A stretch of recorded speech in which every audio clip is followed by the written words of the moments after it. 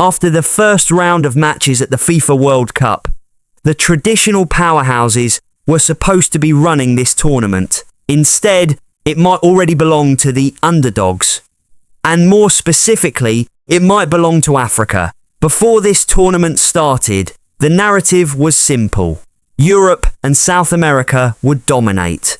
The expanded 48-team format would produce a few feel-good underdog stories, but ultimately the usual names would take control.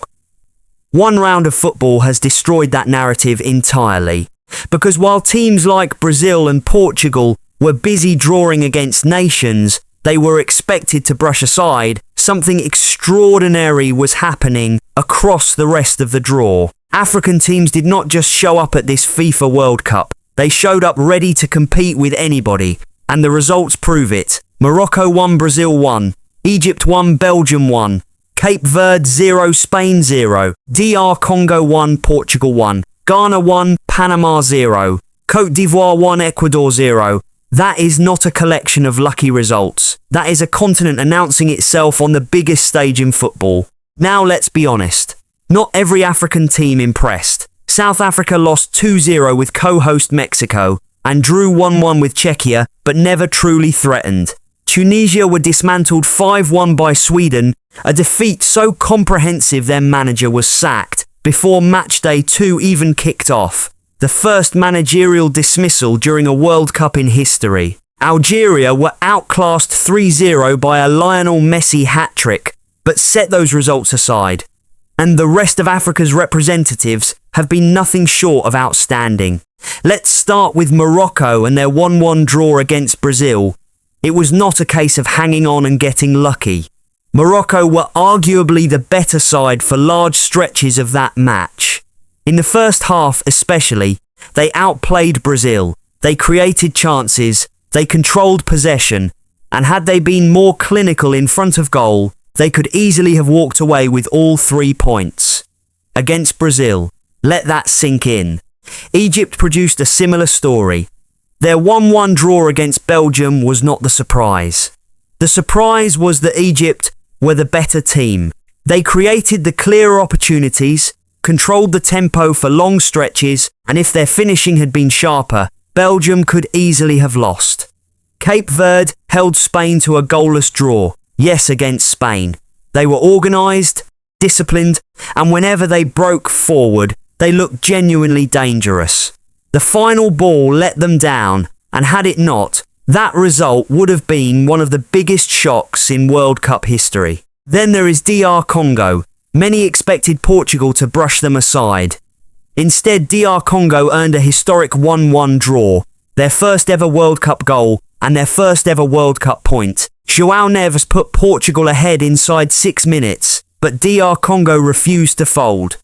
Yoane Wissa equalised just before half-time, and for the rest of the match Portugal rarely looked comfortable. DR Congo created chances of their own, and with sharper decision-making in the final third, they could have taken all 3 points. Senegal lost 3-1 to France, but the scoreline does not tell the full story. They created opportunities, they caused problems, and for long periods they competed toe-to-toe with one of the favourites to win the entire competition. The result was disappointing.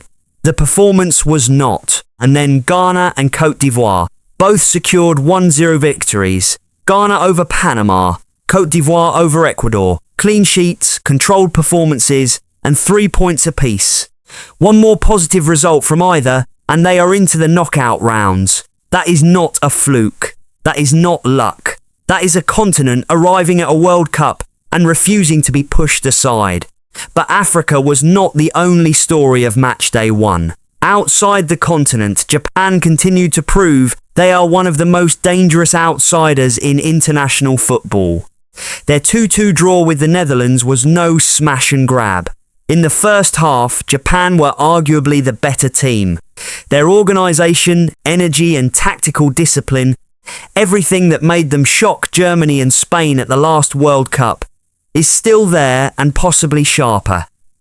Before this tournament, they had already beaten England and Brazil in friendlies. Nobody should be surprised anymore. Japan are for real. The host nation Mexico have looked outstanding with 2 victories over South Africa and South Korea, giving them a comfortable start.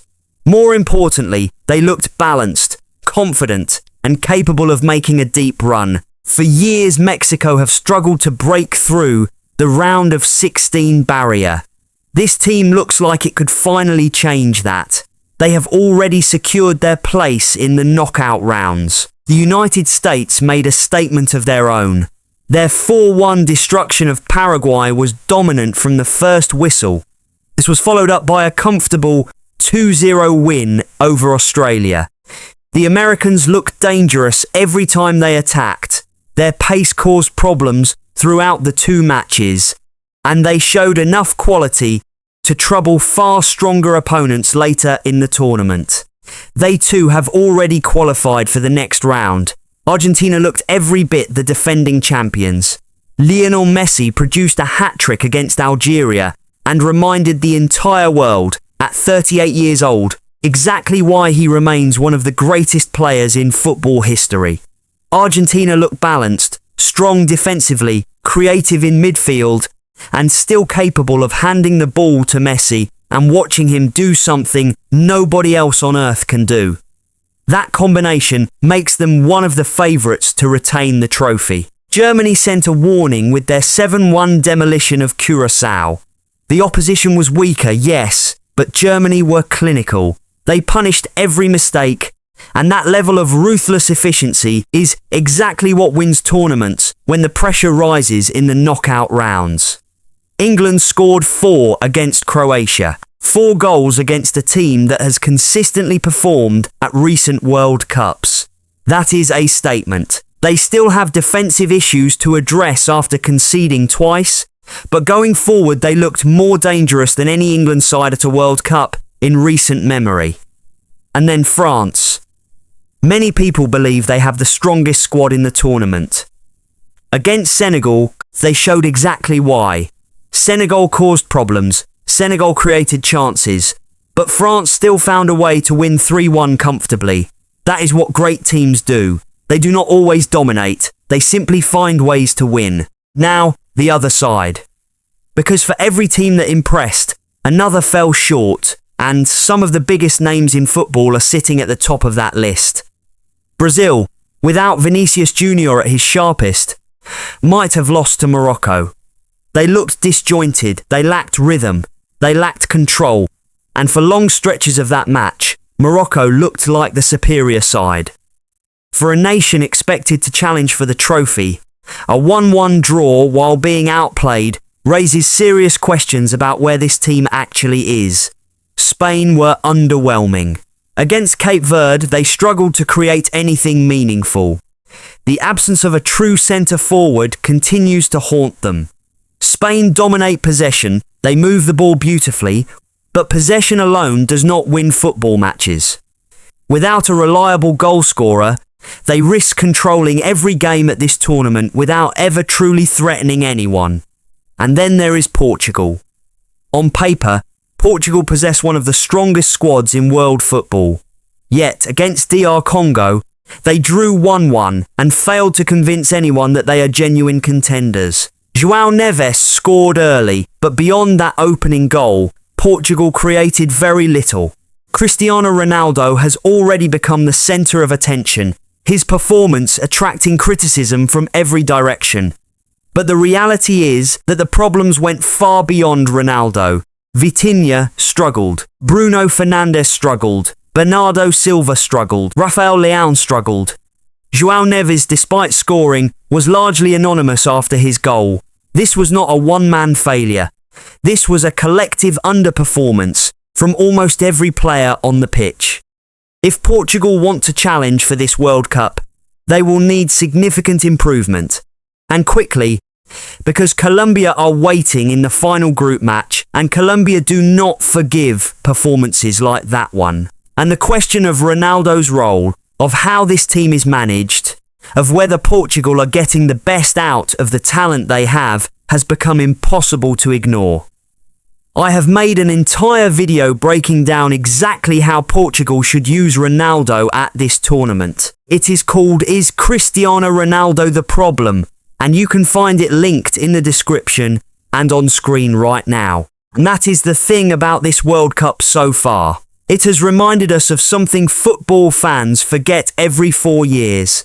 International football is not decided by reputation alone. It is decided by organisation, discipline and belief. Morocco outplayed Brazil. Egypt matched Belgium. DR Congo drew with Portugal. Cape Verde silenced Spain. Africa did not come to make up the numbers. Africa came to compete. If the opening round is anything to go by, this could be one of the most unpredictable FIFA World Cups we have ever seen. And honestly, that makes it even more exciting. So tell me in the comments, which team disappointed you the most?